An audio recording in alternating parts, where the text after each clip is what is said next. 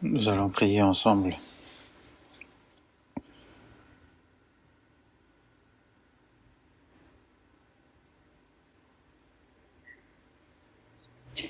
Dieu notre Père qui nous aime et qui est saint et qui est plein de grâce.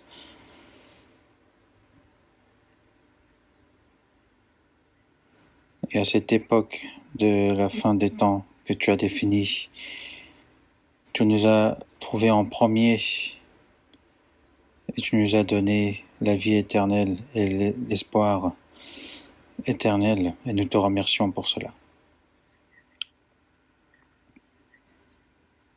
Et à cause de la pandémie,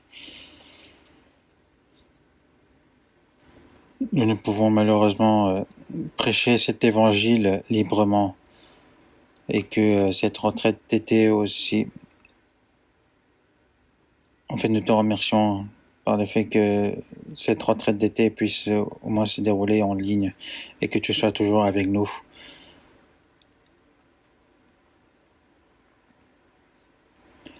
Et sois avec ceux qui te recherchent, qui suivent ta parole. Et que tous ceux qui écoutent et nous te remercions que pour tous ceux qui ont écouté durant ce séminaire biblique, qu'ils ont reçu ta parole et qu'ils soient sauvés. Et sois aussi avec tous nos frères et sœurs et à ceux qui viennent d'être sauvés, que tu leur accordes ta force et ta grâce.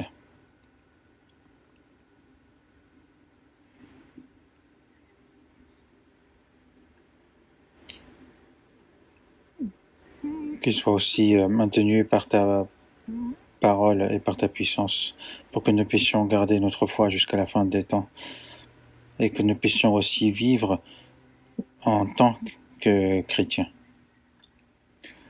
Et aussi prêcher cet évangile à nos familles, à nos proches, qui n'ont pas encore reçu le salut.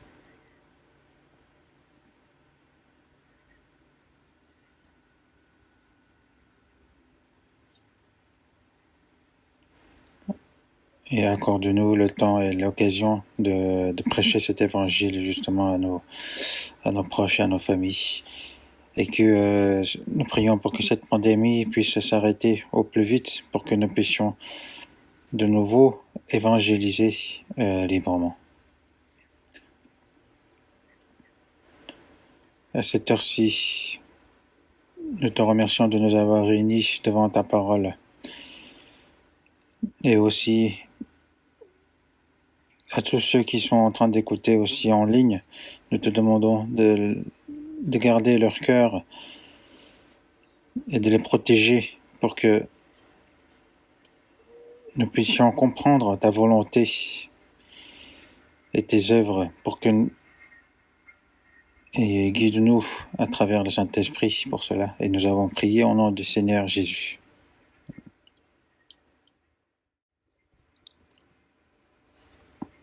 On va voir dans Jean chapitre 10.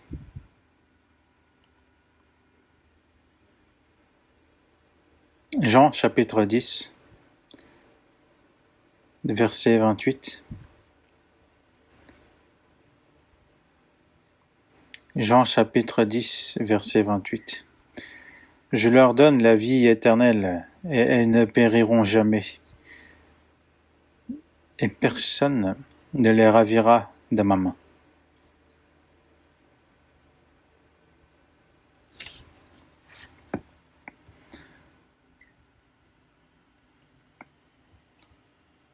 Malgré les difficultés et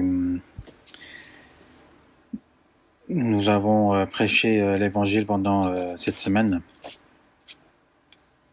Et j'avais entendu aussi beaucoup de nouvelles comme quoi beaucoup de personnes écoutaient en ligne. Et qu'il y a eu aussi des personnes qui ont su la grâce de Dieu et qui ont reçu le salut. Et donc je reçois ces bonnes nouvelles de plus en plus. En tout cas, malgré les difficultés, personne abandonnés, mais on continue à prêcher cet évangile à ceux qui ne sont pas sauvés autour de nous. Et je remercie vraiment à tous ceux qui ont participé par la prière et par les efforts. Et je prie pour que la grâce de Dieu soit... je prie pour que la grâce de Dieu abonde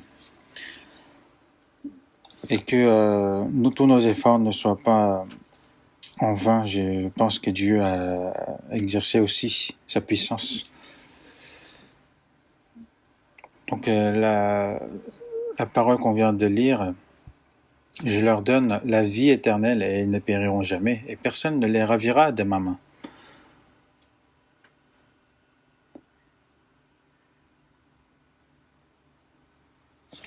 Donc le but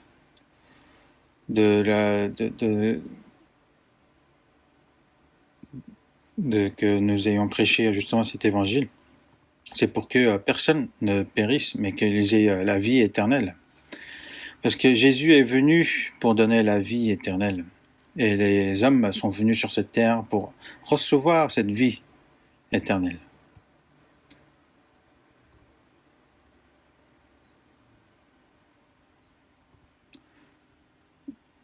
Donc par le sang qu'il a versé, Jésus sur la croix nous a pardonné tous nos péchés.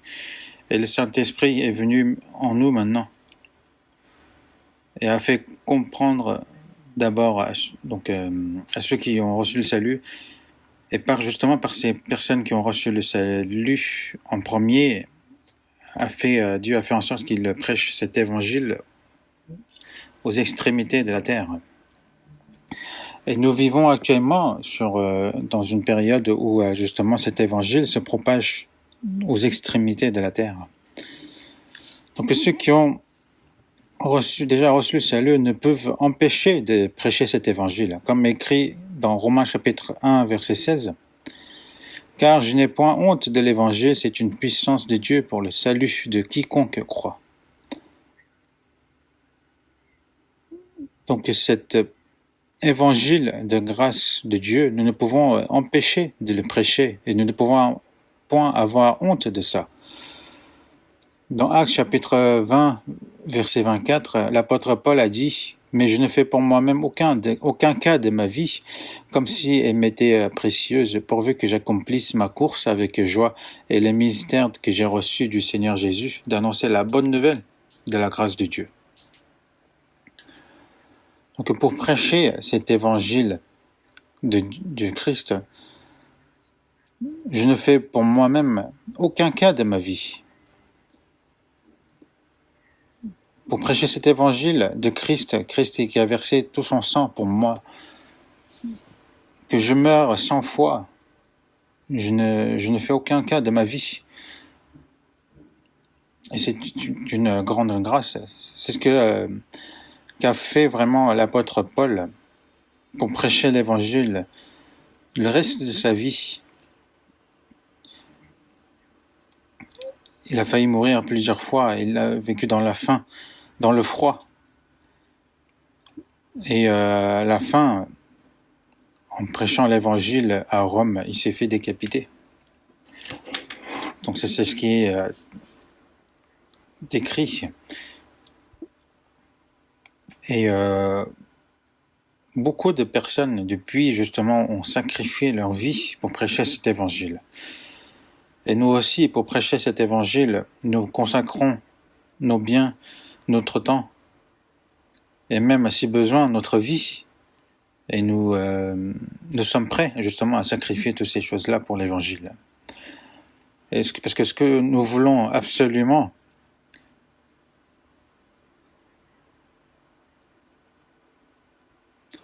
c'est que cette pandémie puisse s'arrêter au plus vite pour que nous puissions vraiment de nouveau évangéliser librement et que nous prions justement pour que Dieu nous puisse donner cette occasion. Donc aujourd'hui, on va quand même réfléchir à quel point mon salut est si important, mais aussi comment il faudra vivre après avoir reçu le salut. parce que c'est le début. Recevoir le salut, c'est le commencement de la vraie vie de la foi.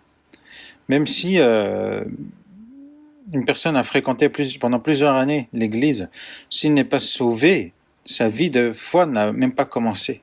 Parce que aux yeux de Dieu, son âme était morte.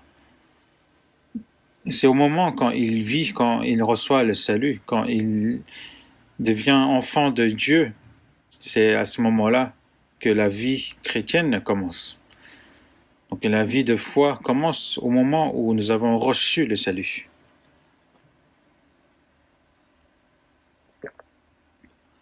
Donc à partir du moment où on a reçu le salut, nous avons beaucoup de choses à apprendre sur la vie de foi.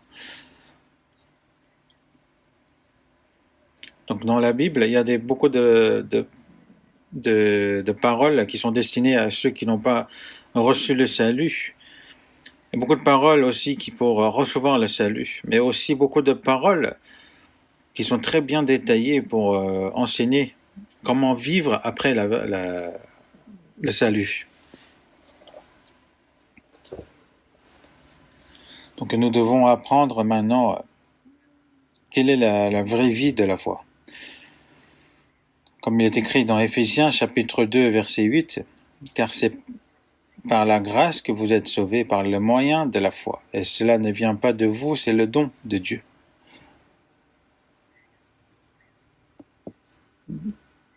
Dieu, pour nous donner ce don justement, il a sacrifié une grande chose. Il a sacrifié son Fils unique qu'il a envoyé comme un homme sur cette terre pour qu'il s'occupe justement des péchés du monde, pour qu'il reçoive justement les jugements et les jugements que les pécheurs devaient recevoir. Parce que Dieu ne pouvait nous sauver en laissant justement nos péchés. Mais justement, il a payé le prix de nos péchés pour nous sauver. Ensuite, Jésus sur la croix a dit que tout est accompli. Et ensuite, il nous a dit que la paix soit avec vous. Que maintenant, le problème de nos péchés sont réglés maintenant. Que Jésus justement nous dit que la paix soit avec vous. Donc dans la Bible, il y a beaucoup de choses vraiment incroyables. Par exemple, une personne qui a reçu une boîte bijoux, et là-dedans, il y a vraiment beaucoup de bijoux, des diamants, de l'or, vraiment de tout, toute pierre précieuse. Donc quelqu'un qui a reçu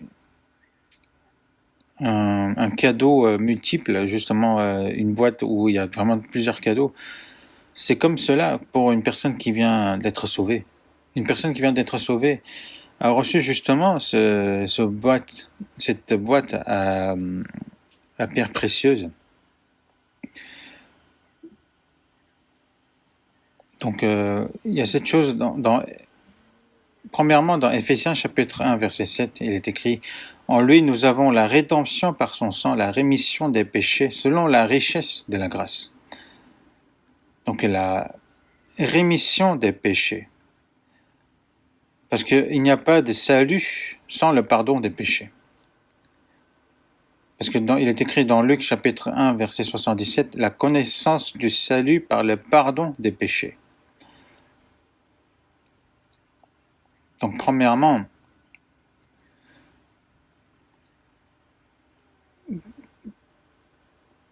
quand on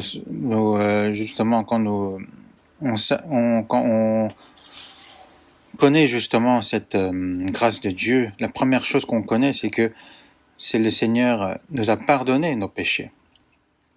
Ensuite, deuxièmement, comme il est écrit dans Romains chapitre 3 verset 24, et ils sont gratuitement justifiés par sa grâce, par le moyen de la rédemption qui est en Jésus-Christ. Le pardon des péchés est justifié par sa grâce, c'est différent, n'est-ce pas?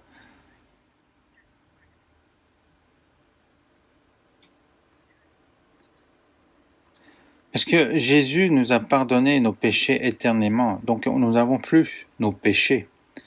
Et donc nous avons été gratuitement justifiés par sa grâce. Comme une personne qui a pratiqué toutes les lois du Seigneur. À cause d'une personne, nous sommes devenus pécheurs, mais grâce aussi à une personne, nous avons été justifiés. Et comme tous meurent en Adam, de même aussi tous revivront en Christ. Donc nous sommes tous devenus des justes. Donc il est écrit aussi dans Romains chapitre 4 verset 5, « Et à celui qui ne fait point d'œuvre, mais qui croit en celui qui justifie l'impie, sa foi lui est imputée à justice. » Aux yeux de Dieu, ne pas croire, c'est un péché. Parce que Adam aussi a douté justement la parole de Dieu. C'est pour ça qu'il a commis ce péché. Donc Dieu nous dit de croire. Et justement, cette foi, justement, est celle que Dieu, justement, nous a justifiée.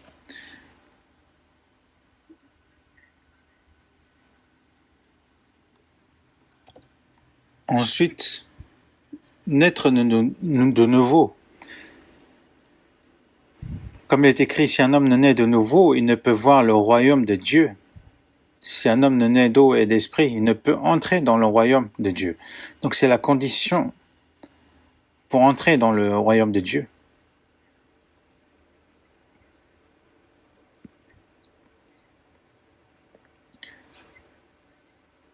Donc au début de mon salut, j'ai su justement que Dieu avait tout pardonné, mes péchés. Mais ça, je savais pas que c'était le salut. Et ensuite, en apprenant justement, j'ai su que c'était le salut.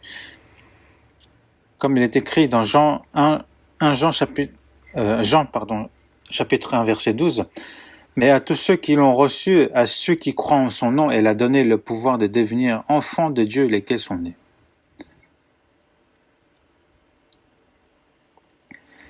Mais à tous ceux qui l'ont reçu, à recevoir quoi? À ceux qui croient en son nom, le nom de Jésus. Elle a donné le pouvoir de devenir enfants de Dieu. Il n'y a point de grâce, de pouvoir, justement, d'être enfant de Dieu. Dieu qui a créé toutes ces choses est devenu mon Père. Est-ce que vous arrivez à comprendre cela? Vous aurez du mal à comprendre, mais c'est la vérité.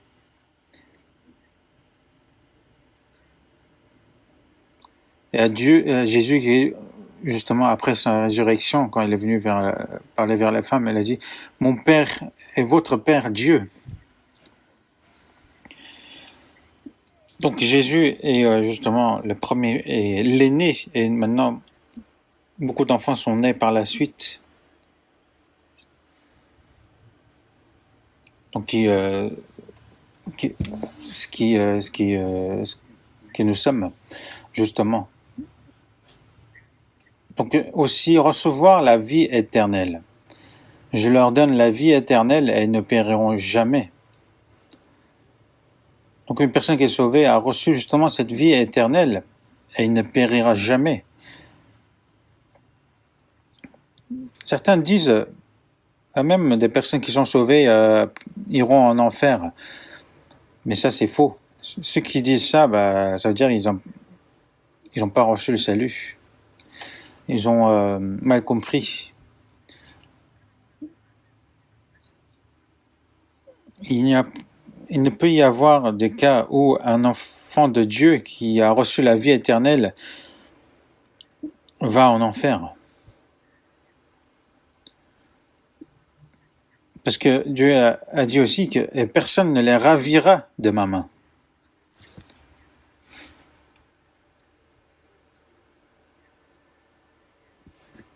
Est-ce qu'une personne qui a racheté à un grand prix une pierre précieuse, est-ce qu'il va négliger cette pierre précieuse jusqu'à ce qu'il le perde? Non, Dieu aussi pareil. Il nous a rachetés par un grand prix et il nous protège, il nous garde précieusement. Et on ne peut justement perdre vie éternelle. Et une personne qui est sauvée aussi. Donc nous avons reçu en promesse le royaume de Dieu, le paradis. Et comme il est écrit dans Romains chapitre 8, verset 17, « Or si nous sommes enfants, nous sommes aussi héritiers. » Héritiers de Dieu. Donc nous sommes héritiers aussi de Dieu. Dans Matthieu chapitre 25, ainsi, si le roi dira à ceux qui seront à sa droite, « Venez, vous qui êtes bénis de mon Père. Prenez possession du royaume qui vous a été préparé dès la fondation du monde. » Le royaume qui vous a été préparé dès la fondation du monde. La Bible décrit justement en détail cet royaume. Donc prenez possession du royaume. La maison de mon Père est le mien. Parce que nous sommes héritiers. Ce n'est pas parce que nous sommes qualifiés pour le recevoir. Non, c'est parce que nous sommes enfants de Dieu.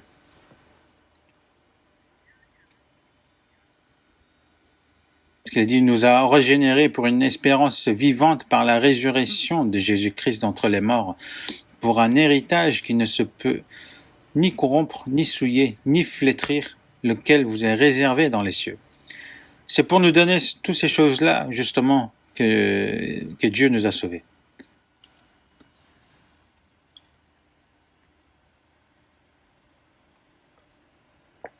C'est pour nous donner en héritage son royaume qui est éternel. Donc nous sommes héritiers de Dieu, qui avons reçu justement toutes ces choses en héritage. Dans Philippiens chapitre 3 verset 20, il est écrit « Mais notre cité à nous est dans les cieux ».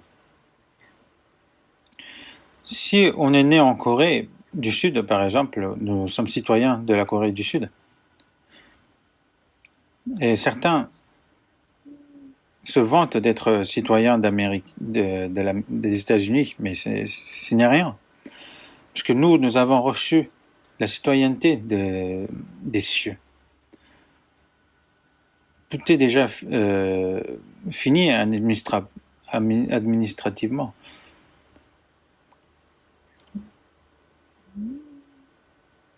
Nous n'irons pas en avion, mais c'est quand le Seigneur en viendra, justement, nous irons avec lui.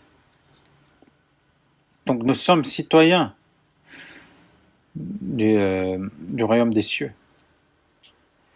Et la dernière chose, c'est nous avons reçu le Saint-Esprit. Dans 1 Corinthiens chapitre 6 verset 19, « Ne savez-vous pas que votre corps est le temple du Saint-Esprit qui est en vous, que vous avez reçu de Dieu ?»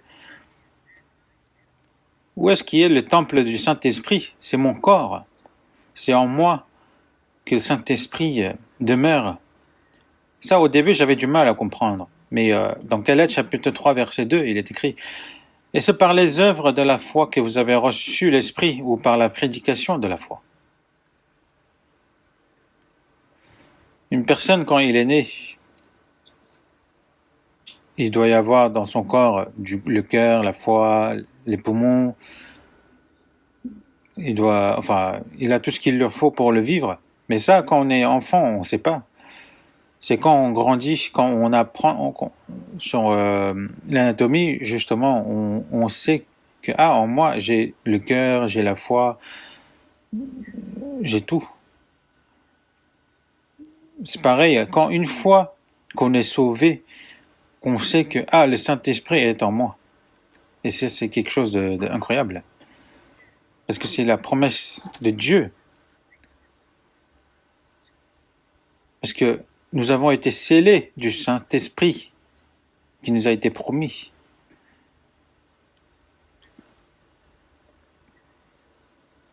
Donc le Saint-Esprit est toujours avec nous. Et le Saint-Esprit, qu'est-ce qu'il fait? Il nous fait comprendre la grâce de Dieu en premier. Ensuite, il nous fait comprendre d'autres grâces pour que mon cœur,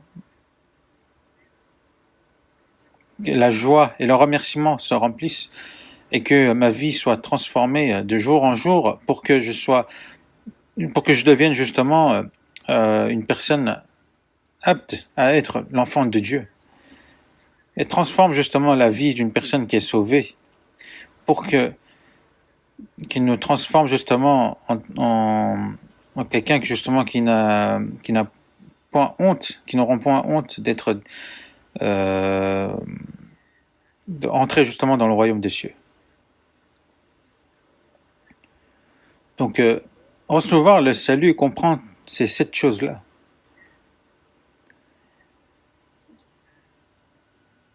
Donc une personne qui est sauvée a toutes ces choses en lui, mais il ne sait pas encore. C'est en apprenant la parole justement qu'il comprend toutes ces choses-là et que le remerciement et la joie se remplira davantage dans son cœur et il aura justement à ce moment-là plus de courage et de force pour vivre pour le Seigneur. Et aussi, même une personne qui est sauvée écoute et réécoute l'évangile et il n'aura que du remerciement dans son cœur en faisant ça. C'est en une fois que nous avons reçu justement le salut. Et je pense que vous pouvez penser qu'aujourd'hui, c'est le premier pas que vous faites juste sur le chemin qui vous mène jusqu'au royaume des dieux. Comme il est écrit, ta parole est une lampe à mes pieds, est une lumière sur mon sentier. Donc maintenant, j'ai beaucoup de choses à vous dire, mais aujourd'hui, on va voir la parole de Jésus dans Jean chapitre 15. Jean chapitre 15, versets 1 à 10. Je vais vous lire. Jean chapitre 15, versets 1 à 10. Je suis le vrai cep, et mon Père est le vigneron. Tout sarment qui est en moi et qui ne porte pas de fruit, il le retranche, et tout sarment qui porte du fruit, il l'émonde afin qu'il porte encore plus de fruits. Déjà vous êtes purs à cause de la parole que je vous ai annoncée. Demeurez en moi et je demeurerai en vous. Comme le sarment ne peut de lui-même porter du fruit, s'il ne demeure attaché au cep, ainsi vous ne le pouvez non plus si vous ne demeurez en moi. Je suis le cep, vous êtes les sarments. Celui qui demeure en moi et en qui je demeure porte beaucoup de fruits, car sans moi vous ne pouvez rien faire. Si quelqu'un ne demeure pas en moi, il est jeté dehors, comme le sarment, et il sèche. Puis on ramasse les sarments, on les jette au feu, et ils brûlent. Si vous demeurez en moi, et que mes paroles demeurent en vous, demandez ce que vous voudrez, et cela vous sera accordé. Si vous portez beaucoup de fruits, et c'est ainsi que mon Père sera glorifié, et que vous serez mes disciples. Comme le Père m'a aimé, je vous ai aussi aimé. Demeurez dans mon amour. Si vous gardez mes commandements, vous demeurez dans mon amour, de même que j'ai gardé les commandements de mon Père et que je demeure dans son amour. Ici, il y a beaucoup de choses qui est compris. Donc on va voir petit à petit la vie de foi après avoir reçu le salut. Même ceux qui ont été dans l'Église depuis longtemps, maintenant, ce n'est plus des choses qu'on fait comme par tradition ou par habitude.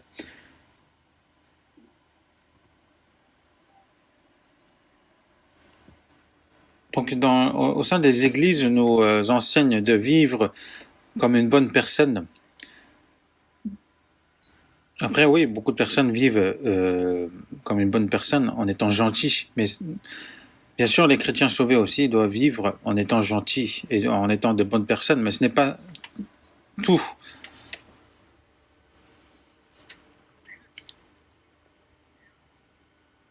Jésus a dit ici, je suis le vrai cep et mon Père est le vigneron. quand Jésus nous enseigne de quelque chose qui est vraiment très important, il nous enseigne à travers les paraboles pour que nous puissions le comprendre facilement. Que je suis le vrai cep et mon père est le vigneron. Et dans le verset 3, déjà vous êtes purs à cause de la parole que je vous ai annoncée. Demeurez en moi et je demeurerai en vous. Jésus est le vrai cep. Et déjà vous êtes purs à cause de la parole que je vous ai annoncée. Quand nous avons reçu la parole du Seigneur et quand nous sommes sauvés, nous avons été purifiés, comme il est écrit dans 1 Pierre chapitre 1 verset 22, ayant purifié vos âmes en obéissant à la vérité. Nos péchés ont été nettoyés, enlevés par le sang du Christ. Nous avons été purifiés. C'est seulement ces personnes qui rentrent dans le royaume de Dieu. C'est parce que nous avons été purifiés.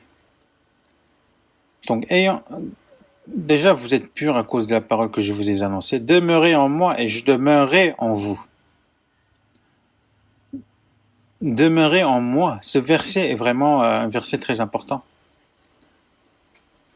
Une personne qui est sauvée ne peut pas vivre selon ses idées, selon ses pensées. Dieu a déjà prédéfini le chemin d'un chrétien sauvé. Et il faut vivre ainsi. Premièrement, demeurer en moi. C'est un ordre. C'est un ordre qui a été donné à ceux qui sont sauvés. Une personne qui est née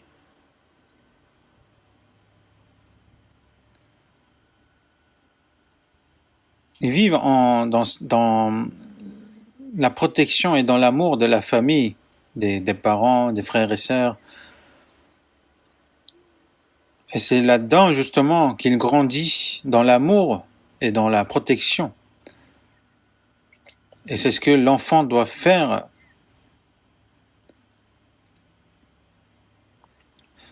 Un enfant, même s'il a envie de quitter sa famille, il ne peut pas.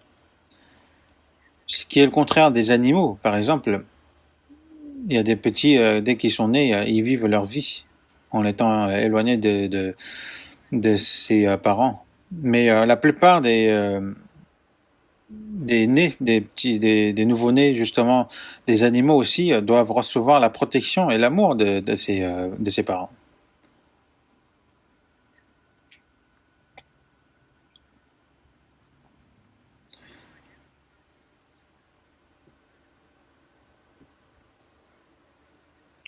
Un enfant, même si on lui dit de ne pas partir, de toute façon, il n'a pas la puissance de partir, donc il ne partira pas.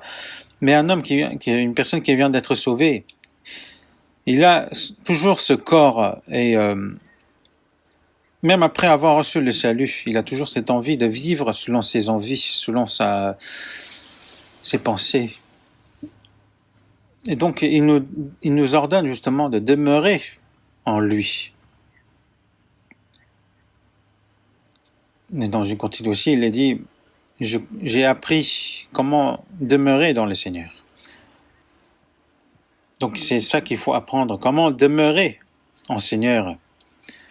Comme un enfant doit recevoir la protection et l'amour de ses parents, il faut savoir que la vie de foi ne peut pas être faite moi tout seul. Je ne peux pas mener ma vie de foi tout seul. Quand Jésus nous dit qu'il est le cep et qu'il nous demande de demeurer en lui,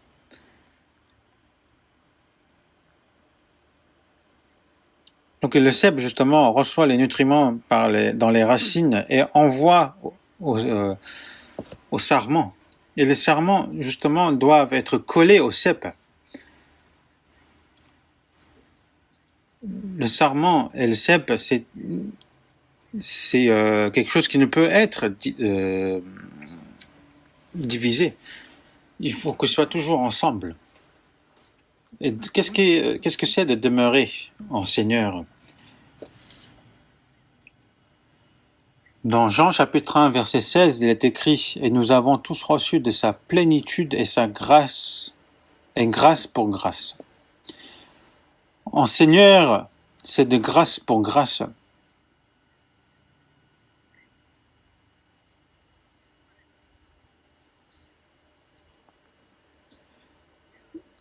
Donc il y a de la grâce pour grâce, grâce sur grâce. La grâce abonde en Seigneur. Nous venons d'être sauvés, nous avons reçu le Saint-Esprit, mais nous n'avons pas encore reçu de grâce. Enfin, nous n'avons pas encore reçu tout le grâce. Il faut recevoir de grâce pour grâce. Et nous avons tous reçu de sa plénitude, et grâce pour grâce. En commençant par la grâce du salut, Dieu continue à nous donner, à nous remplir par la grâce. Dans Jean chapitre 10, verset 10, il est écrit « Moi je suis venu afin que les brebis aient la vie et qu'elles soient dans l'abondance. »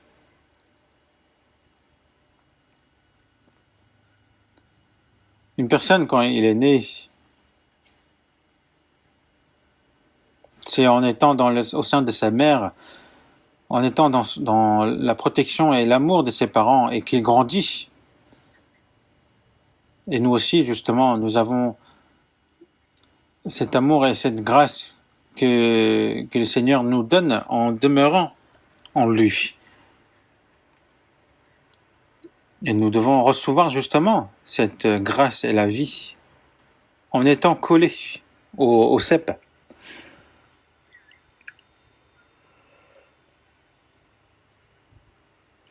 Si un enfant s'éloigne de ses parents, il ne peut pas recevoir la protection de ses parents. Il deviendra un orphelin. Est-ce que sa vie sera vraiment très triste?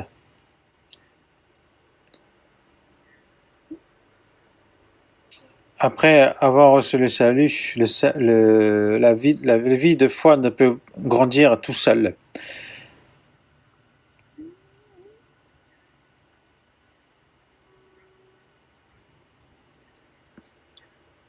Et justement, une personne qui vient d'être sauvée, qui ne demeure pas en Seigneur, va grandir comme un orphelin dans la foi. Donc maintenant, qu'est-ce qui est de demeurer en Seigneur? Si je vous détaille tout, ça va prendre trop de temps, mais comme il est écrit, je suis le cep, vous êtes les sarments, celui qui demeure en moi, en qui je demeure, porte beaucoup de fruits, car sans moi, vous ne pouvez rien faire.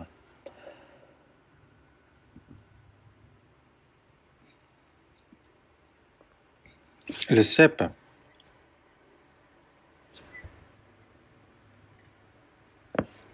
donc les sarments doivent rester collés au cep pour justement porter des fruits.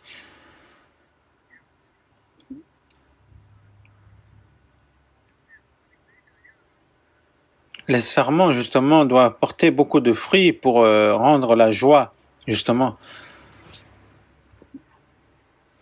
aux vignerons.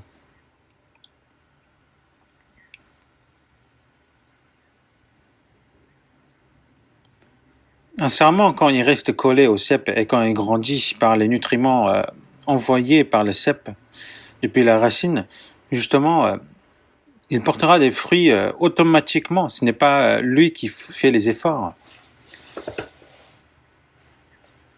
Mais ce qu'il faut savoir absolument, c'est que car sans moi, vous ne pouvez rien faire.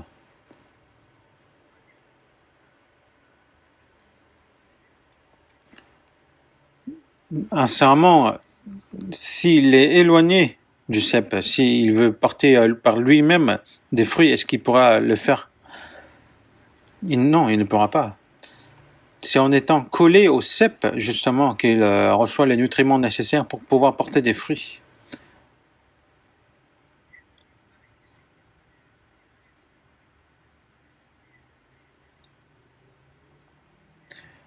Donc c'est en demeurant en Seigneur qu'il nous donne ce qu'il nous faut, ce qui est nécessaire pour pouvoir vivre notre vie de foi. Et il nous donne la sagesse et la force nécessaires pour faire cela. Mais si on s'éloigne de lui, justement, on ne peut absolument rien faire pour lui. Et que la vie de foi sera un échec. Donc moi, après avoir reçu le salut, personne n'était là pour m'enseigner ces choses-là. Donc après, avant de recevoir le salut, donc en fait, après mon salut, c'était certain, mais ma vie de foi après était comme celle d'avant le salut. Donc je vivais avec seulement avec le zèle.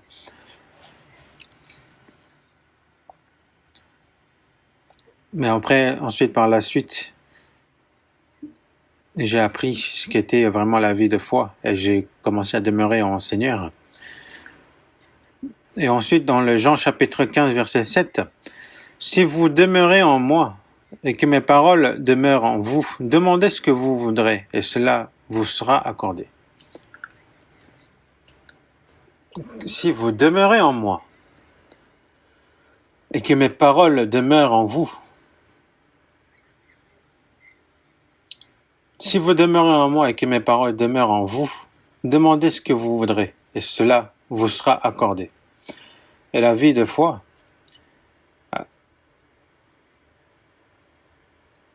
justement, nous montre ici que notre vie de foi après le salut se déroulera sans souci si on demeure en lui, si on demeure dans ses paroles.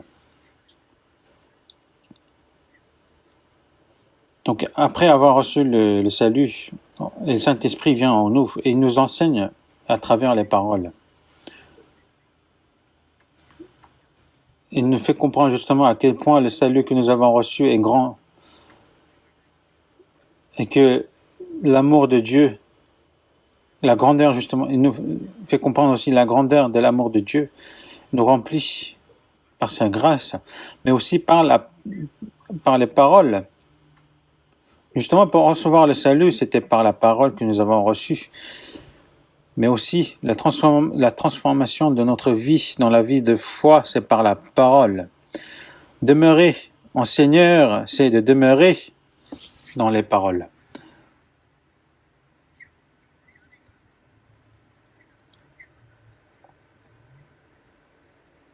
Quand il est écrit en Jean chapitre 2, verset 27, « Pour vous, l'onction que vous avez reçue de lui demeure en vous et vous n'avez pas besoin qu'on vous enseigne.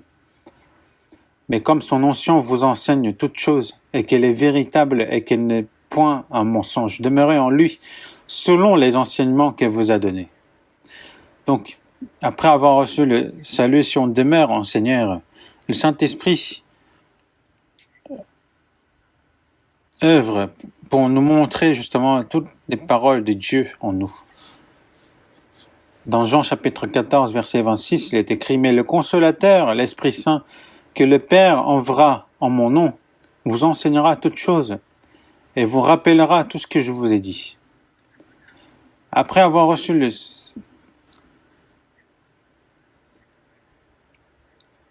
Saint-Esprit, justement, les disciples sont souvenus justement de tout ce que Jésus leur avait dit. Et justement, par le Saint-Esprit aussi, l'apôtre Paul a écrit plus de 12 livres dans le Nouveau Testament. Et que ces enseignements est véritable et qu'il n'est point un mensonge.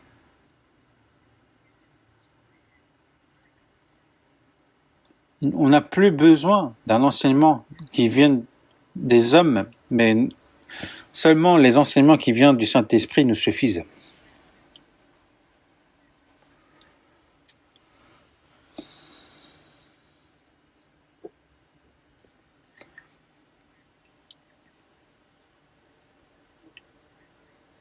Donc c'est en demeurant justement au sein de l'Église, nous recevons justement les enseignements du Saint-Esprit. Comme l'onction que vous avez reçue de lui demeure en vous. Il faut demeurer en lui selon les enseignements qu'il vous a donnés. Et le Saint-Esprit justement nous enseigne continuellement les paroles.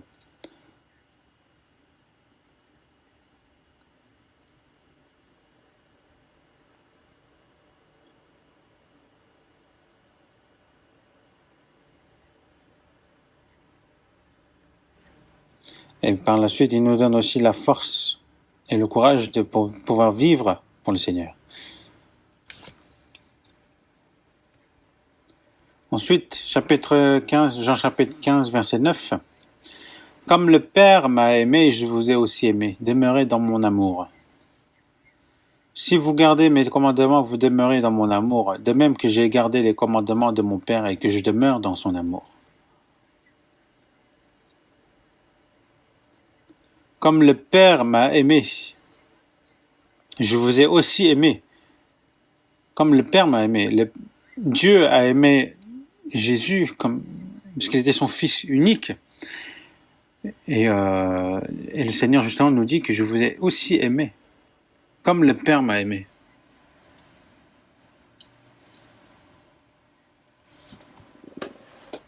Comme une personne qui nage dans la mer, nous aussi nous nageons justement dans l'abondance de l'amour de Dieu.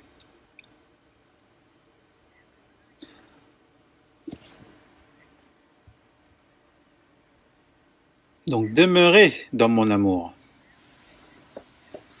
De même que j'ai gardé les commandements de mon Père. Jésus a toujours demeuré dans l'amour de Dieu. En gardant justement les commandements de Dieu, qu'il a demeuré dans l'amour, et que je demeure dans son amour. Dans Jean chapitre 13, verset 34, il est écrit « Je vous donne un commandement nouveau, aimez-vous les uns les autres, comme je vous ai aimé, vous aussi, aimez-vous les uns les autres. » C'est un nouveau commandement. Comme je vous ai aimé. Et nous avons su justement cet amour. Et ça, nous l'avons su et nous l'avons cru. Et cet amour qui est immense, qui est éternel, nous l'avons compris. Et justement, c'est avec cet amour que nous devons nous aimer les uns les autres. Et ça, c'est le commandement nouveau que Jésus nous a donné. Si on garde ces commandements, on demeure dans le Seigneur. Ça ne suffit pas justement seulement par les prières ou par ses propres moyens, mais c'est en demeurant justement dans l'assemblée des personnes qui sont sauvées. Et ça, c'est quelque chose qui est vraiment important que nous devons comprendre. On va voir dans 1 Corinthiens chapitre 1.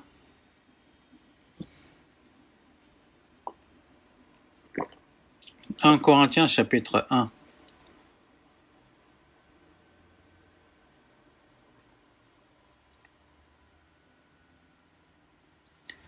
« 1 Corinthiens chapitre 1, versets 8 à 9. « Il vous affermira aussi jusqu'à la fin pour que vous soyez irréprochables au jour de notre Seigneur Jésus-Christ. Dieu est fidèle, lui qui vous a appelé à la communion de son Fils Jésus-Christ, notre Seigneur.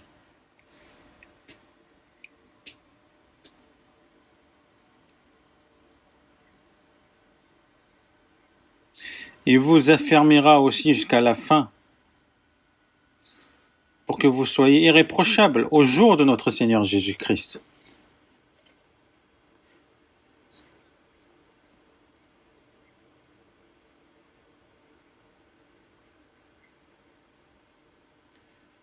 Avant de recevoir le salut, nous étions vraiment remplis de péchés, nous étions corrompus et nous étions des pécheurs. Mais à la venue du Seigneur Jésus-Christ,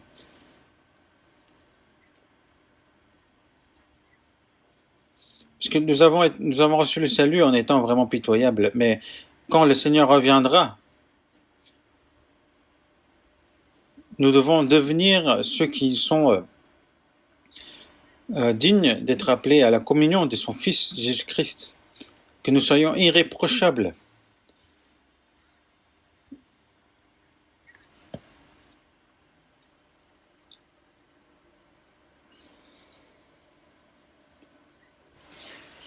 Par exemple, c'est les parents qui nous ont enfantés, qui nous ont élevés. Et les enfants, ce qu'ils ont à faire, ils ont juste à demeurer au sein de sa famille. Pareil, le Seigneur nous élève, nous fait grandir sous sa protection et sous son amour. Et il souhaite justement que nous soyons irréprochables au jour de notre Seigneur Jésus-Christ. Dieu est fidèle, lui qui vous a appelé à la communion de son Fils Jésus-Christ dans notre Seigneur. Lui qui vous a appelé, on nous parle justement ici du salut.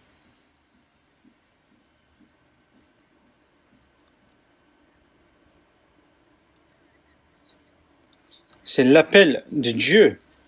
Et quand nous avons reçu le salut, nous avons répondu à l'appel du Seigneur. Il nous a appelés dans les péchés. Et il nous a appelés à la communion de son Fils Jésus-Christ de notre Seigneur. Et Dieu est fidèle. Il nous appelle pourquoi? Pour que nous soyons dans la communion de son Fils. Ce n'est pas une communion seulement avec le Seigneur, mais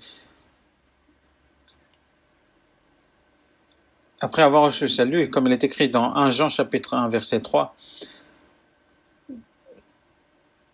ce que nous avons vu et entendu, nous vous l'annonçons là vous aussi, afin que vous aussi vous soyez en communion avec nous. Or, notre communion est avec le Père et avec son Fils, Jésus-Christ. Nous qui étions des ennemis de Dieu, nous sommes maintenant devenus les enfants de Dieu. Et non seulement il y a une communion directe avec le Seigneur, nous sommes aussi en communion avec tous ceux qui croient en Jésus-Christ. Par exemple, la communion avec les parents, mais aussi la communion avec ses frères et sœurs. Comme il est écrit dans Éphésiens chapitre 2 verset 19, « Mais vous êtes concitoyens des saints, gens de la maison de Dieu. » C'est une famille. Une famille est vraiment très proche, n'est-ce pas?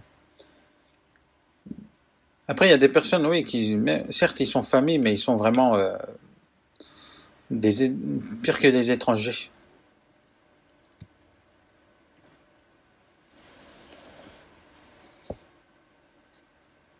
Mais au contraire, il y a aussi des personnes dans leur famille, ils sont vraiment unis, remplis d'amour.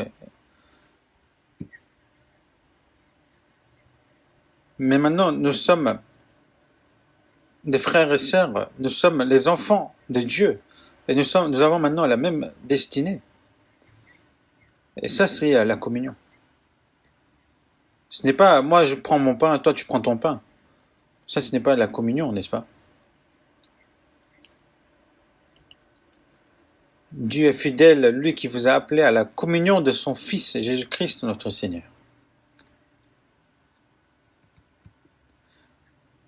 Il y a la communion, par exemple, de la famille, ensuite à l'école, et après au sein du travail, avec ses collègues.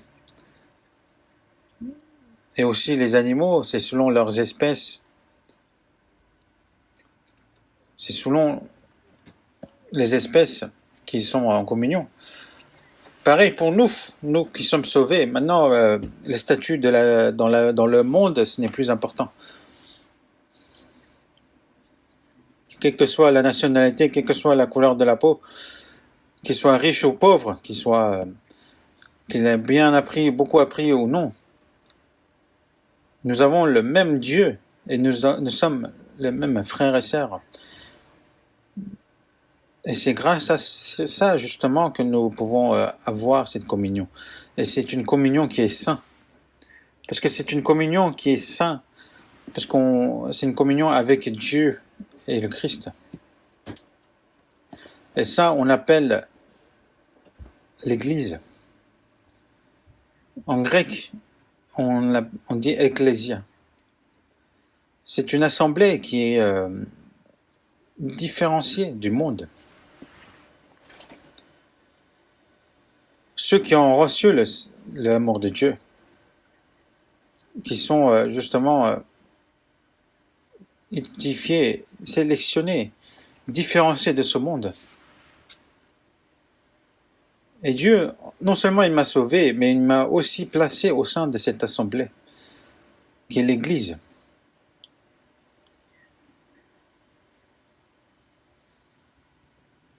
Une personne qui ne connaît pas ce qu'est l'Église, il ne pourra vraiment vivre sa vie de foi. Pourquoi? Parce que la vie de foi ne peut en aucun cas être menée par soi-même. Parce que tout seul, il ne pourra comprendre la parole de Dieu, comprendre la communion, et ne pourra finalement prêcher cet évangile. Ce qu'il faut qu'il fasse, c'est demeurer dans la communion. C'est en demeurant dans la communion qu'on reçoit cette puissance, cet amour. Et c'est dans la communion qu'on continue à apprendre la parole. Et c'est dans la communion que notre amour abonde. Et qu'on peut aussi s'aimer les uns les autres. C'est pour ça qu'il est écrit dans 1 Jean chapitre 4 verset 12. Personne n'a jamais vu Dieu. Si nous nous aimons les uns les autres, Dieu demeure en nous et son amour est parfait en nous. Personne n'a jamais vu Dieu, mais nous pouvons entendre sa parole, comprendre sa parole. Et où est-ce qu'il est Dieu? Dieu demeure en nous à ceux qui s'aiment les uns les autres. C'est là où il demeure. Et son amour est parfait en nous. Seuls nous ne pouvons comprendre l'amour. C'est comme un homme et une femme rencontrent et s'aiment. Et c'est là, à ce moment-là, qu'ils comprennent ce qu'est l'amour. Et plus l'amour grandit, ils comprennent plus ce qu'est l'amour. Et c'est là où ils ont vraiment aussi le bonheur qui arrive. Donc tout seul, on ne peut comprendre ce qu'est l'amour. Par exemple, une personne s'isole dans sa chambre et lit des livres sur l'amour. Est-ce qu'il va comprendre ce qu'est l'amour ainsi? Non, l'amour, c'est quelque chose qu'il faut qu'il expérimente lui-même, soi-même. Dans 1 Pierre chapitre 1 verset 22, il est écrit « Ayant purifié vos âmes en obéissant à la vérité pour avoir un amour fraternel sincère, aimez-vous ardemment les uns les autres, de tout votre cœur. »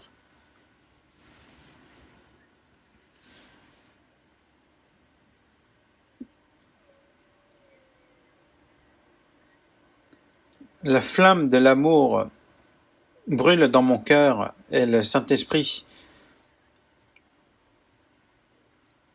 est venu dans la gloire.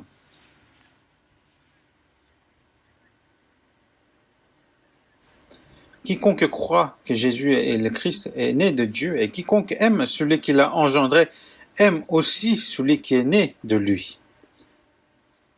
C'est là où justement où nous sommes remplis de joie et de grâce. Notre joie ne vient pas de ce monde, mais vient justement dans l'amour du Christ, dans la communion de ceux qui aiment le Christ. Et c'est là où justement notre amour abonde. Dieu demeure en nous et son amour est parfait en nous. Son amour devient de plus en plus parfait en nous. Par exemple, un homme et une femme se sont mariés parce qu'ils s'aimaient. Donc il y avait l'amour quand ils sortaient ensemble. Ensuite, l'amour quand après le mariage. Mais certains disent que plus le temps passe, plus l'amour refroidit. Mais pourquoi? Parce qu'ils disent « Ah, mais je savais pas que tu étais comme ça, donc je t'aime de moins en moins. » Mais est-ce que vous êtes parfait? Est-ce que tout le monde est parfait? C'est en se plaignant justement de l'un et l'autre. C'est ainsi que justement qu'ils vont jusqu'à la divorce même. Mais il faut savoir que l'amour, la charité est patiente, elle est pleine de bonté. La charité n'est point envieuse, La charité ne se vante point et ne s'enfle point d'orgueil. Ce n'est point un amour humain, mais comme le Christ nous a aimés, nous pouvons aussi nous aimer les uns les autres. Et plus cet amour, plus cette charité est remplie en nous, justement, cette charité va devenir de plus en plus mûre. En Corée, c'est difficile à voir ces choses-là, mais par exemple, en Europe ou aux États-Unis, j'ai vu plusieurs fois dans les parcs un couple de personnes très âgées, en âge justement, avancées en âge. Ils se tiennent les mains dans les mains, promènent dans le parc et discutent. Et ça, à mes yeux, c'est vraiment très beau. C'est même plus beau que l'amour des jeunes ou quoi que ce soit. Mais cet homme et une femme qui sont assez avancés en âge, ils ont déjà vécu toutes choses ensemble. Ils ont grandi, leurs enfants aussi ont grandi, et maintenant il n'en reste que 2. Ils se disent, chérie, ne pars pas avant moi. Et toi aussi, ne pars pas avant moi. Ils se sacrifient l'un pour l'autre. Et ça, en voyant ça, moi, ça me fait penser à la sainteté. Et ça, c'est vraiment un amour qui est mûr. Ça surpasse justement l'amour humain. Ça devient de plus en plus un amour saint. Ce qui ressemble justement à l'amour de Dieu. Et c'est là-dedans, dans cet amour que nous devons demeurer. Où ça? Dans la communion. Là où il y a les frères et sœurs.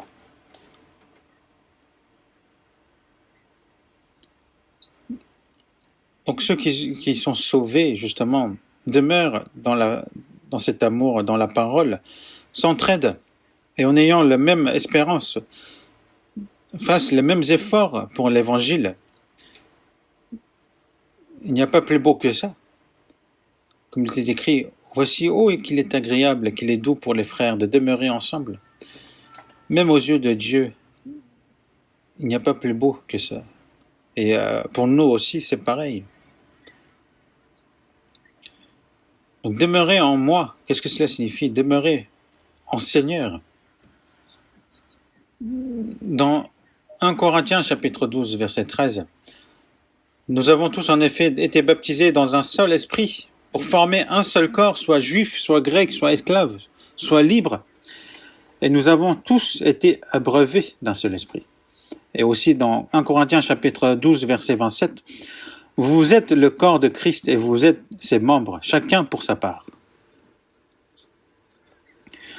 Nous avons reçu le même salut, le même esprit, et nous sommes devenus un.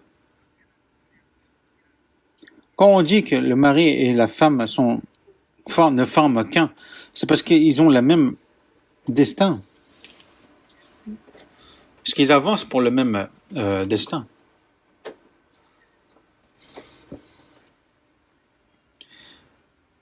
Et nous vivons ensemble sur cette terre, nous faisons les mêmes efforts pour le même but.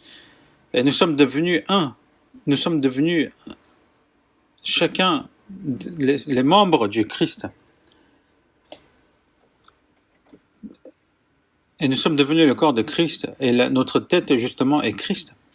Quand la tête, justement, commande, le corps obéit. Ne dit pas ah non, je veux pas.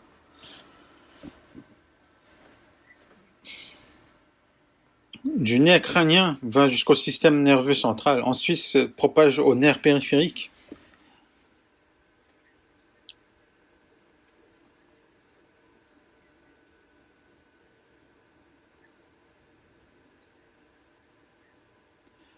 Et pendant la retraite d'été, justement,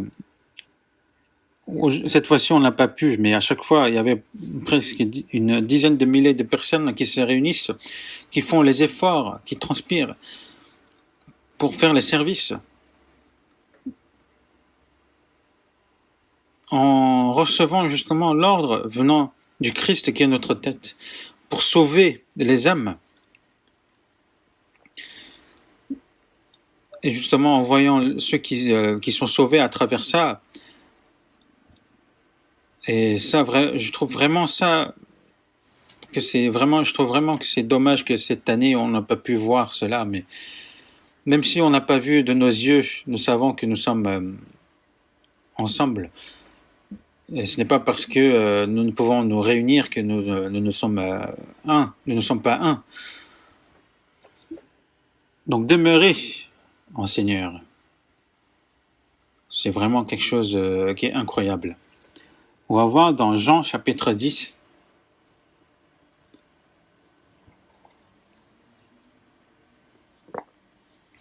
Jean chapitre 10, verset 16.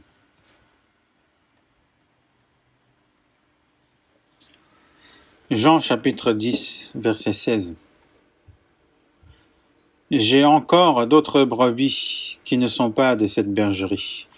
Celles-là, il faut que je les amène. Elles entendront ma voix et il y aura un seul troupeau, un seul berger.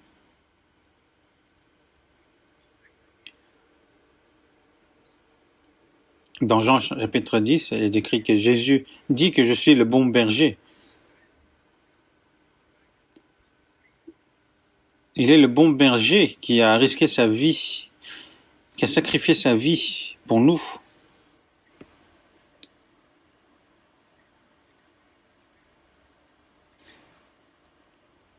Et il est notre berger qui nous guide jusqu'à ce que nous rentrions justement dans le royaume de Dieu.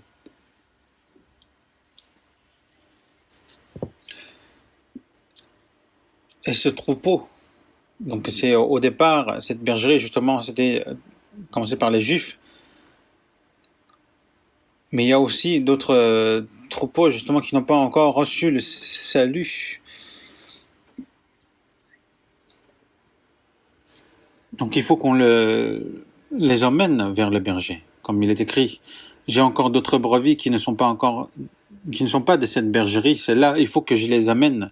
Elles entendront ma voix et il y aura un seul troupeau, un seul berger. Et aussi il est écrit dans 1 Pierre chapitre 2 verset 25. Car vous étiez comme des brebis errantes, mais maintenant vous êtes retournés vers le pasteur et le gardien de vos âmes. Nous sommes devenus un troupeau, donc un berger. À cette heure-ci même, nous ne le voyons pas de nos yeux, mais il est avec nous. Il est aussi avec tous les frères et sœurs dans ce monde, et qui sera avec nous jusqu'à la fin des temps, qui nous protège, et qui nous garde, et qui nous dirige jusqu'au royaume de Dieu. Donc c'est pour ça il faut un seul berger, un seul troupeau. Nous ne pouvons être divisés. C'est en étant dans ce troupeau, c'est là que le Seigneur, qui est le roi des rois, nous protège, nous guide. Et en étant dans ce troupeau, justement, le diable ne peut rien faire contre nous. Quand on regarde dans les documentaires sur les animaux, ils sont en grand troupeau. Et ce troupeau passe, traverse ce chemin. Mais autour d'eux, il y a quoi? Il y a des prédateurs, justement, qui rôdent autour de ces troupeaux.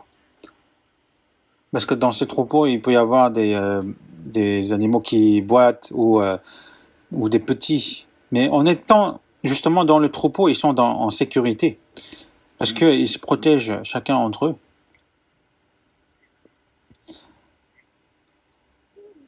Justement, ceux qui sont dans les troupeaux, même les grands prédateurs ne peuvent rien faire.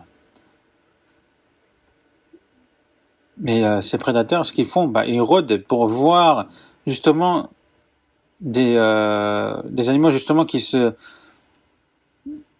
s'éloignent du troupeau. Et dès qu'ils s'éloignent, eux, ils deviennent des proies de ces prédateurs. Et de là-dedans, on a beaucoup de choses à apprendre. Il faut savoir, en étant éloigné de l'Église, nous ne pouvons recevoir la protection de Dieu. C'est dans la protection du Seigneur, dans la protection de l'Église, que Dieu nous protège, nous guide, jusqu'à ce que nous rentrions dans le royaume des cieux. Nous ne pouvons nous éloigner de ces troupeaux. Parce que si nous nous éloignons de ces troupeaux, nous ne pouvons recevoir la grâce. Nous ne pouvons comprendre aussi la parole de Dieu. Il est écrit aussi dans Proverbes chapitre 18, verset 1. Celui qui se tient à l'écart cherche ce qui lui plaît. Il s'irrite contre tout ce qui est sage. Il y a des personnes qui s'éloignent, qui se tiennent à l'écart par lui-même. Pareil dans notre église, nous avons des personnes avec qui nous avons vécu ensemble notre vie de foi, mais du jour au lendemain, ils se sont éloignés. Même on a beau à chercher où ils sont, mais ils ont disparu, ils ne sont plus là. Il y a même des personnes qui étaient prédicateurs, pasteurs, mais qui ont disparu. Pourquoi? Parce qu'ils ont cherché leur propre intérêt.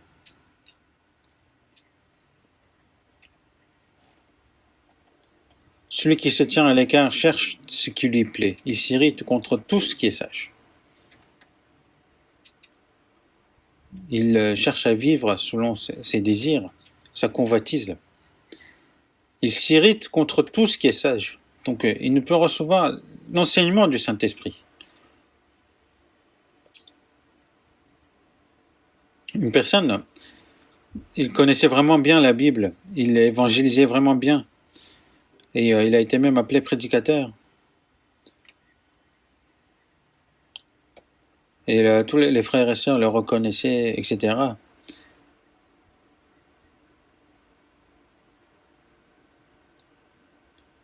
Mais comme l'apôtre Paul a dit, plus il recevait la grâce, il dit que c'était par Dieu, ce n'était pas par lui-même, et qu'il était humble, qu'il était plus en plus humble. Mais ce genre de personnes, par exemple, plus ils sont reconnus par les frères et sœurs, il faut qu'ils sachent que tout vient de Dieu et qu'ils doivent justement s'humilier davantage. Mais ils pensent que c'est par leur propre force. Et ils essayent de créer leur propre clan.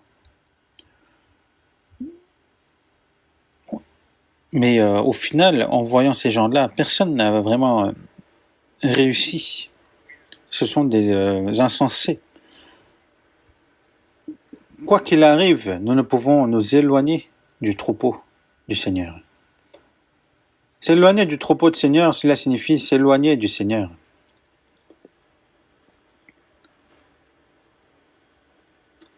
Et Lot, justement, qui était le neveu d'Abraham, donc il a commencé à avoir de plus en plus de biens en sa possession, et il voulait s'éloigner de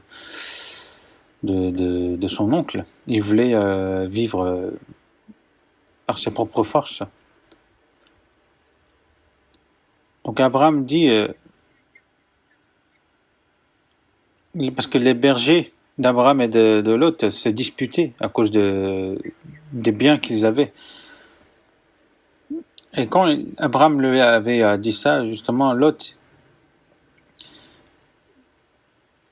devait dire, ah, si je m'éloigne de toi, je m'éloigne de Dieu.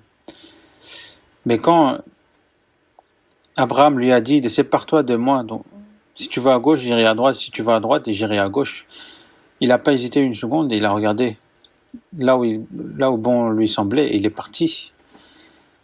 Et Démas aussi, car Démas m'a abandonné par amour pour le siècle présent, il est parti pour Thessalonique, qui a abandonné justement l'apôtre Paul.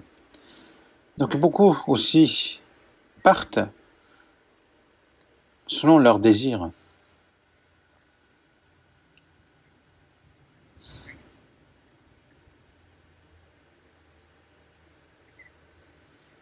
Une personne qui est vraiment sauvée, il n'ira pas en enfer. Mais il sera comme une personne qui sera sauvée d'une maison qui est incendiée,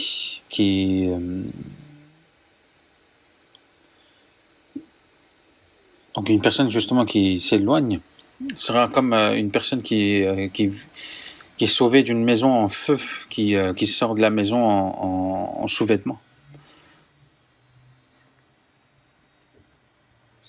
Donc nous devons demeurer au sein de l'Église. Et dans 1 Pierre chapitre 2 verset 22, désirez comme des enfants nouveau-nés le lait spirituel et pur afin que par lui vous croissiez pour le salut. Un nouveau-né, il faut qu'il soit au sein de sa mère, il faut qu'il prenne le lait maternel. Et c'est tout ce qu'il veut. Cet enfant nouveau-né, est-ce qu'il va aller chercher de l'argent ou de l'alcool? Est-ce qu'il aura de la convoitise?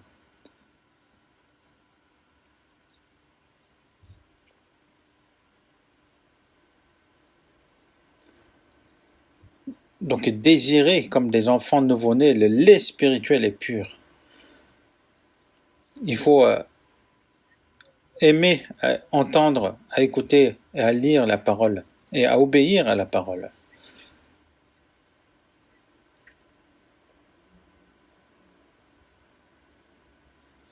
Désirez comme des enfants nouveau-nés le lait spirituel et pur afin que par lui vous croissiez pour le salut.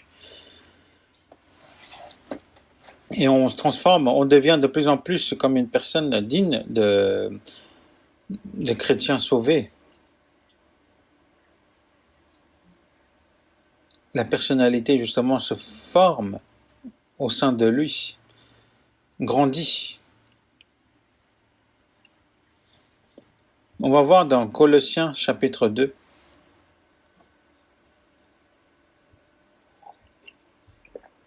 Colossiens chapitre 2, verset 19.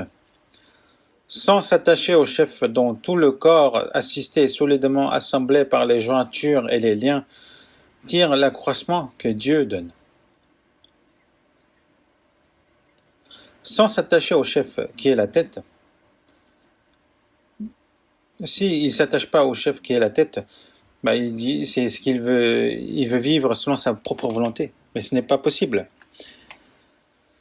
Donc tout le corps, assisté solidement, assemblé par des jointures et des liens, tire l'accroissement que Dieu donne. Vous savez que c'est par la tête d'où viennent les hormones de croissance qui se dispersent dans tout le corps.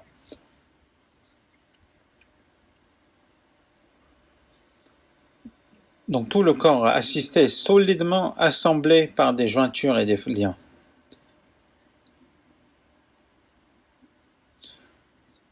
Comme un sarment justement reste collé au cep et reçoit les nutriments nécessaires qui viennent du cep et porte des fruits. Donc assisté et solidement assemblé par des jointures et des liens. Ça ne vient pas directement du ciel, mais c'est par le corps, par l'assemblée, par les frères et sœurs qui nous est transmis justement. Si nous coupons la communion, c'est comme on coupe le lien où nous recevons justement l'accroissement que Dieu nous donne.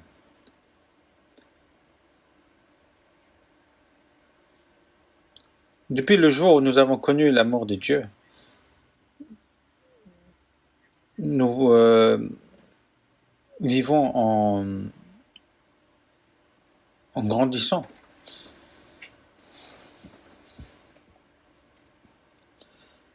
Et une fois qu'on est sauvé, il faut qu'on sache justement cette vérité. Il faut que vous sachiez que une fois que vous êtes éloigné de l'Église, vous ne pouvez absolument rien faire. Et ça, il faut le connaître, parce que c'est de là justement la vraie vie de foi commence. On va voir aussi dans Éphésiens chapitre 4. Éphésiens chapitre 4, verset 15. Versets 15 et 16. Mais que, professant la vérité dans la charité, nous croissons à tous égards en celui qui est le chef, Christ, C'est de lui, et grâce à tous les liens de son assistance, que tout le corps bien coordonné et formant un solide assemblage tire son accroissement selon la force qui convient à chacun de ses parties et s'édifie lui-même dans la charité.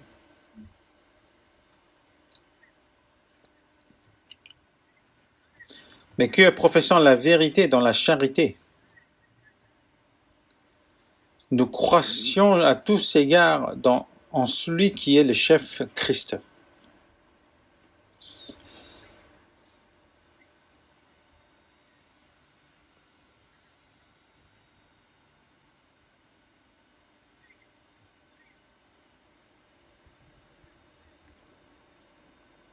Donc c'est de lui et grâce à tous les liens de son assistance que tout le corps bien coordonné et formant un solide assemblage tire son accroissement selon la force qui convient à chacune de ses parties et s'édifie lui-même dans la charité.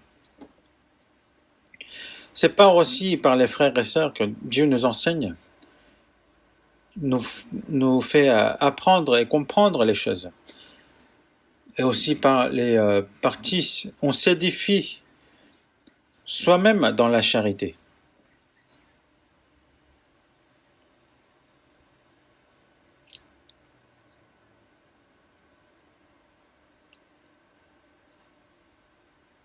C'est selon la force qui convient à chacune de ses parties et s'édifie lui-même dans la charité.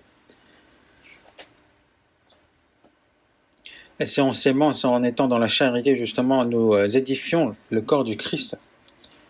Et ça, c'est le mystère de l'Église. Et c'est quelque chose que nous devons connaître. Donc, premièrement, il faut rester collé dans l'assemblée. S'éloigner de l'Église, c'est une fille s'éloigner du Seigneur. C'est s'éloigner de la protection et l'accroissement que donne le Seigneur. Et il faut savoir aussi, le diable rôde autour de nous. Et celui qui s'éloigne de l'Église, le diable le saisit.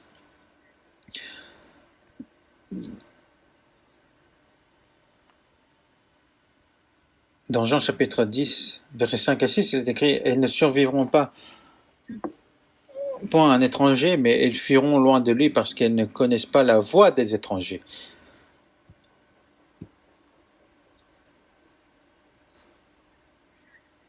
Une fois qu'on est sauvé, nous avons aussi nos oreilles qui discernent la parole qui s'ouvre. Et n'écoutent les brebis aussi n'écoutent point les voix étrangères. Ils écoutent seulement la voix de leur berger. Pareil pour nous, une personne qui écoute ça, qui écoute aussi d'autres choses, il va se perdre. Dans Romains chapitre 8, verset 14, il est écrit « Car tous ceux qui sont conduits par l'Esprit de Dieu sont fils de Dieu. » Cela signifie que le Fils de Dieu va recevoir la conduite de Saint-Esprit. Une personne qui est sauvée discerne la parole.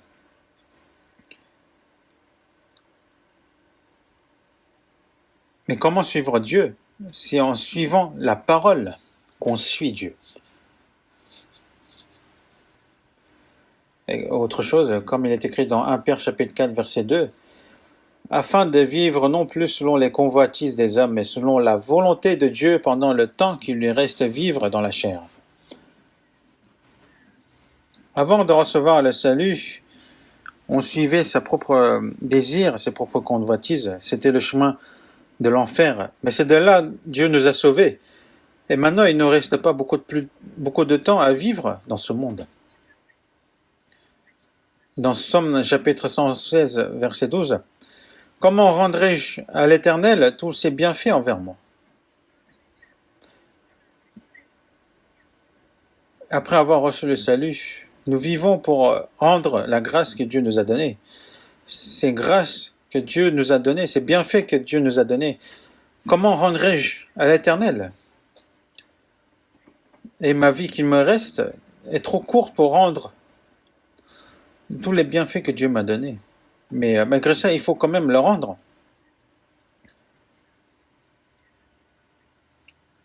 Donc le reste de ma vie, il ne faut point vivre en suivant la volonté le désir charnel, mais de vivre pour le Seigneur. Il faut déjà remercier par le fait que Dieu nous a donné encore du temps. À chaque matin, quand vous ouvrez les yeux, il faut remercier Dieu qui nous a encore donné cette opportunité. Cette opportunité de pouvoir vivre pour le Seigneur, pour la volonté du Seigneur. Et que maintenant, que je ne vis pas pour moi-même, mais que je vis pour toi, Seigneur, pour te rendre grâce, comme il est écrit dans 2 Corinthiens chapitre 15, verset 15, et qu'il est mort pour tous, afin que ceux qui vivent ne vivent plus pour eux-mêmes, mais pour celui qui est mort et ressuscité pour eux.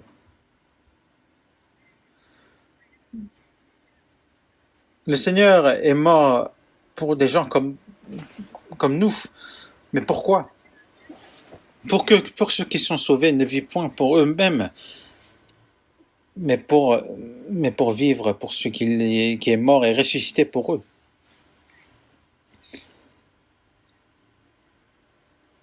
Mais qu'ils ne vivent point pour ce monde, mais pour qu'ils vivent pour la volonté de Dieu.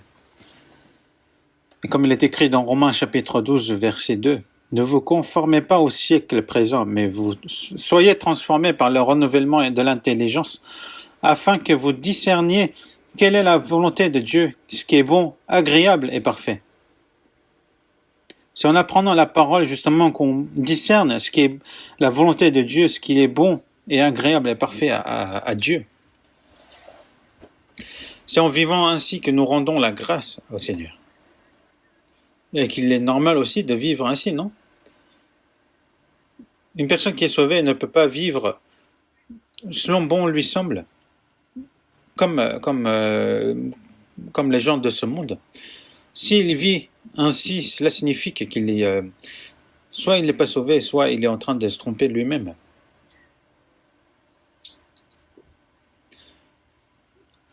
Il est écrit aussi dans Romains chapitre 14, versets 7 et 8. En effet, nul de nous ne vit pour lui-même, et nul ne meurt pour lui-même. Car si nous vivons pour le Seigneur, et si nous mourrons pour le Seigneur.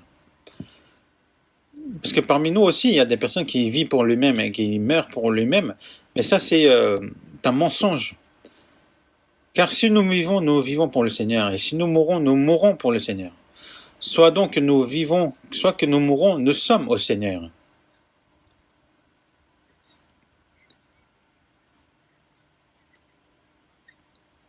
Et que je vis ou je meurs, que le Seigneur soit glorifié. Et c'est ce que nous voulons. Et ça doit devenir notre espoir, notre espérance. Comment une personne qui est sauvée peut vivre comme une personne de ce monde? Ce n'est pas possible. Nous ne pouvons pas vivre ainsi. On va voir un dernier passage, 2 Corinthiens chapitre 5.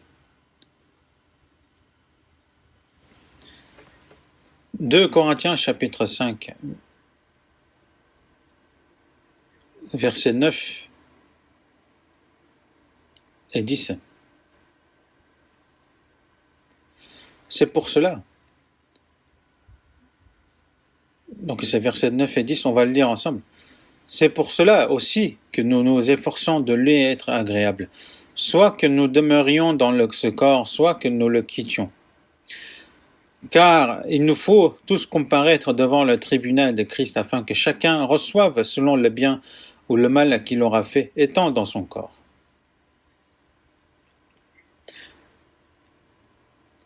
Soit que nous demeurions dans ce corps, soit que nous le quittions. C'est pour ça que nous nous efforçons de lui être agréable.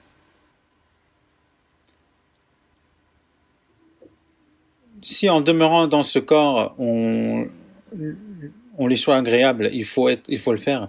Si notre mort lui est agréable, il faut le faire.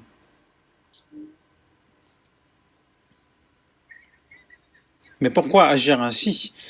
Car il ne faut tous comparaître devant le tribunal de Christ, afin que chacun reçoive selon le bien ou le mal qu'il aura fait.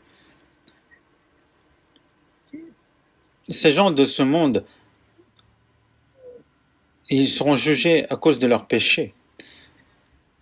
Une personne qui est sauvée ne recevra pas de jugement, mais nous comparaîtrons devant le tribunal de Christ pour être jugés justement de la vie depuis le jour où on a reçu le salut jusqu'à notre mort. Selon le bien ou le mal, le bien c'est le fait que nous avons vécu pour le Seigneur, et le mal c'est le fait que nous n'avons pas vécu pour le Seigneur.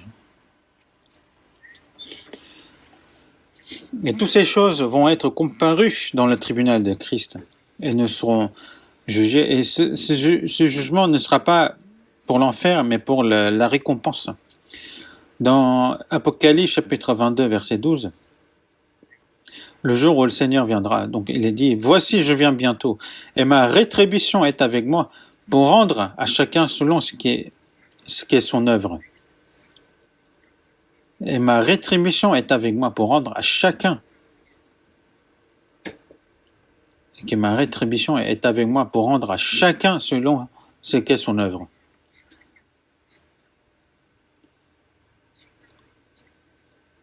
Et qu'il y aura les récompenses, mais aussi des reproches.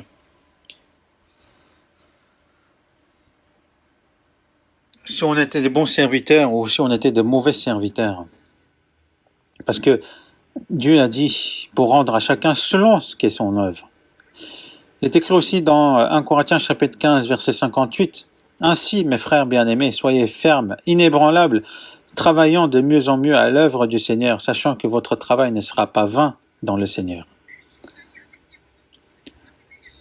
Pendant que mon cœur bat encore, Dieu me donne encore l'occasion, le temps, pour devenir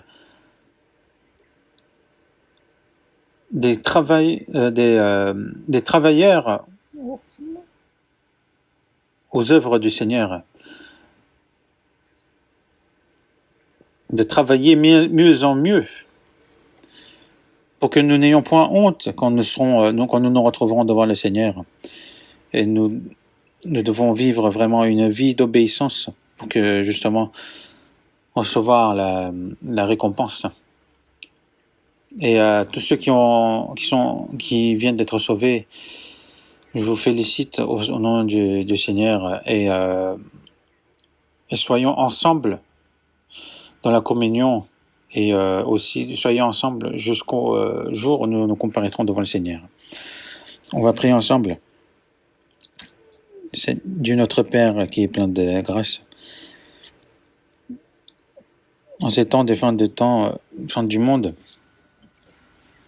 qui est rempli de péchés et de mal, merci de nous avoir sauvés en ces temps-là. Et comme tu nous as dit que nous sommes déjà purs par la parole que tu nous as donnée, et tu nous as sauvés. Et maintenant, le reste de notre vie, aide-nous pour que nous puissions vivre en toi, Seigneur, dans ta parole et dans ton Église, au sein de cette assemblée qui est saint, qu'on obéisse à ta parole et qu'on obéisse à ta volonté. Et guide-nous pour cela. Et qu'aucun de nous ne périsse, ne s'éloigne. Conduis-nous. Et que le reste de notre vie, nous souhaitons que seul toi, Seigneur, nous guide. Et nous avons prié au nom du Seigneur Jésus.